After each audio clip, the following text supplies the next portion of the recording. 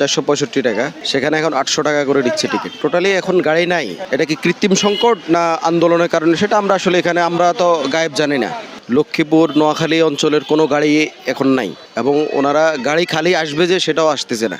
আমরা যতটুকু শুনছি এখানে আসি, সেটা হচ্ছে যে সোনারগাঁতে নাকি আন্দোলন চলতেছে। আন্দোলন চলার কারণে বিশেষ করে ঈদের মৌসুমটাতে এমনটা হওয়া উচিত ছিল না। সরকার এই বিষয়টা দেখা অত্যন্ত জরুরি মনে করতেছিলাম। বিশেষ করে নোয়াখালী অঞ্চল, কুমিল্লা এই অঞ্চলটাতে টোটালি গাড়ি নেই। এটা কি কৃত্রিম সংকট না আন্দোলনের কারণে, সেটা আমরা আসলে এখানে আমরা তো গায়েব জানি না।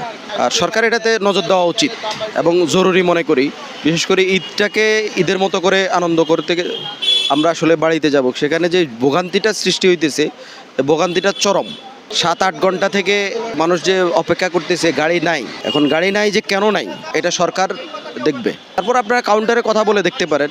কাউন্টারে ওনারা বলতেছে যে আন্দোলনের কারণে গাড়ি আসতেছে না, এই একটা বিষয়। আর একটা হচ্ছে কৃত্রিম সংকট হইতে পারে।